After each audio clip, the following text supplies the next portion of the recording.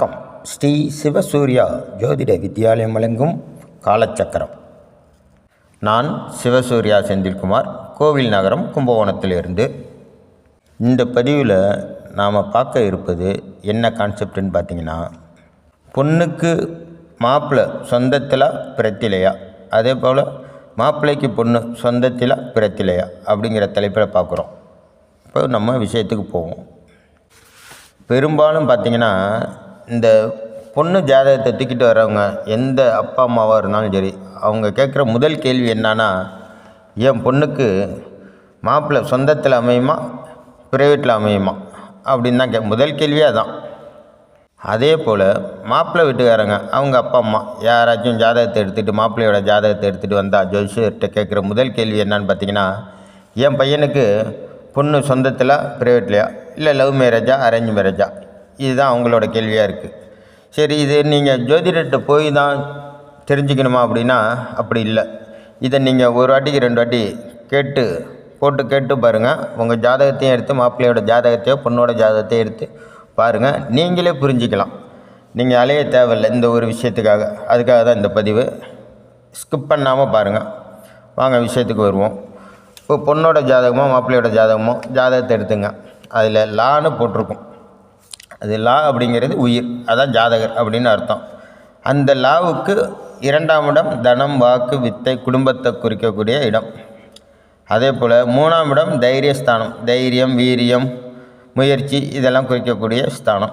4ஆம் இடம் அப்படிங்கிறது சுகஸ்தானம், தாய் ஸ்தானம். இந்த 4ஆம் இடம் தான் தாயை குறிக்கக்கூடிய இடம். இந்த 4ஆம் இடத்தை வச்சு தான் தாயோட ஆயுள், ஆரோக்கியம், ஐஸ்வர்யம், தாய் எப்படி இருப்பாங்க அப்படிங்கிறத ஒரு ஜாதகரோட அம்மாவை பற்றி கணிக்கக்கூடிய இடம் இந்த சுகஸ்தானம். இந்த சுகஸ்தானம் 4ஆம்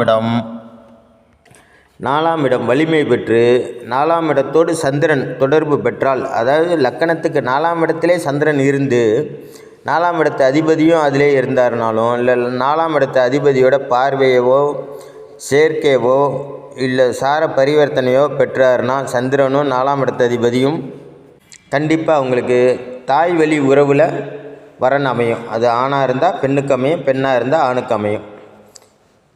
இது தாயை குறிக்கக்கூடிய இடம் 4ஆம் இடம். சந்திரனும் தாயை குறிக்கக்கூடிய இடம். அதனால் 4ஆம் இடத்து அதிபதியும் சந்திரனும் கனெக்ட் ஆகும்போது 2 பேரும் சார பரிவர்த்தனையிலையோ, 2 பேரும் சப்தம பார்வையிலையோ, 2 பேரும் ஆட்சி உச்சமாக இருக்கும்போது, 2 பேரும் ஒருத்தரை ஒருத்தர் தொடர்பில் இருக்கும்போது கண்டிப்பாக தாய் வழி உறவில் கல்யாணம் ஆகும்.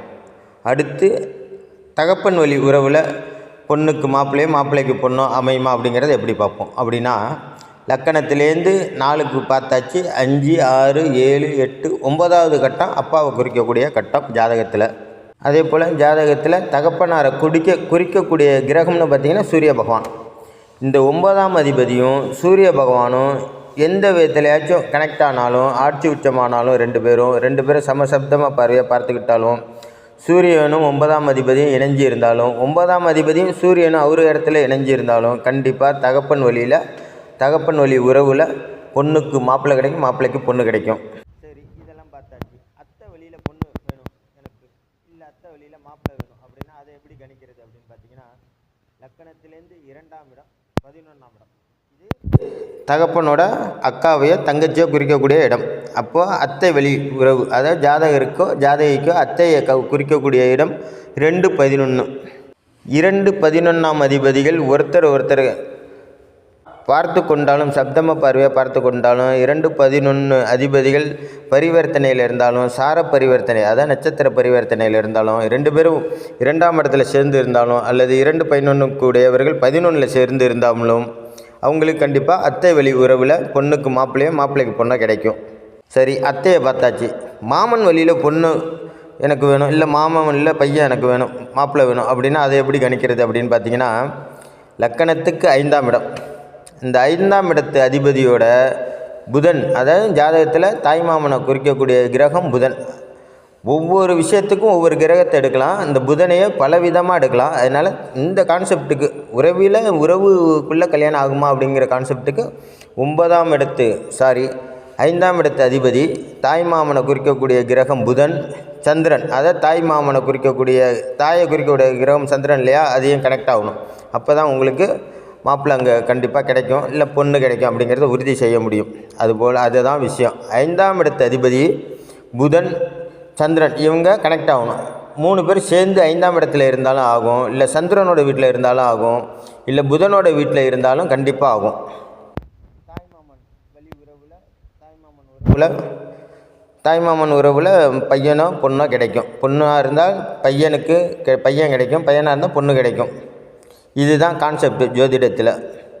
இந்த கான்செப்டுக்குள்ளே ஜாதகருக்கு துஷ்ட கிரகங்கள், அதாவது பாதகாதிபதியோ மாரகாதிபதியோ இல்லை துஷ்ட கிரகம், ஒவ்வொரு ஜாதகத்தும் ஒவ்வொரு கிரகங்கள் துஷ்ட கிரகமாக ஆகும், அதாவது பகை கிரகமாக ஆகும். அவங்களோட பார்வையை சேர்க்கே இருந்துன்னா இதில் கொஞ்சம் குளறுபடி ஆகும். இந்த குளறுபடியை சரி பண்ணக்கூடிய கிரகம் எதுன்னு பார்த்தீங்கன்னா குரு பார்வை. குரு பார்வை 5, 9 பார்வை சிறப்பு பார்வை இருந்துச்சுன்னா இந்த குளறுபடியை மீண்டு கல்யாணம் நடக்கும். இதில் சுக்கிரன் சம்பந்தப்பட்ட 100% உறுதியாக சொல்லலாம்.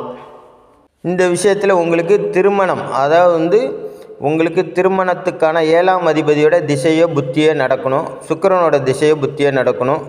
பெண்ணாக இருந்தால் செவ்வாய் திசையோ புத்தியோ நடக்கணும், அல்லது அந்தரம் சூட்சமம் பிரணவம் ஏதோ ஒன்று நடக்கணும். அப்போ தான் உறுதியிட்டு அறுதியாக சொல்ல முடியும்.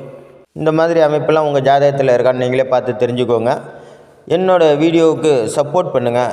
முதல்ல சப்ஸ்கிரைபராக எனக்கு சப்போர்ட் பண்ணுங்கள். அப்புறம் லைக் பண்ணி ஷேர் பண்ணுங்கள். இந்த பதிவு உங்களுக்கு பிடிச்சிருந்தா லைக் பண்ணி ஷேர் பண்ணுங்கள். நன்றி.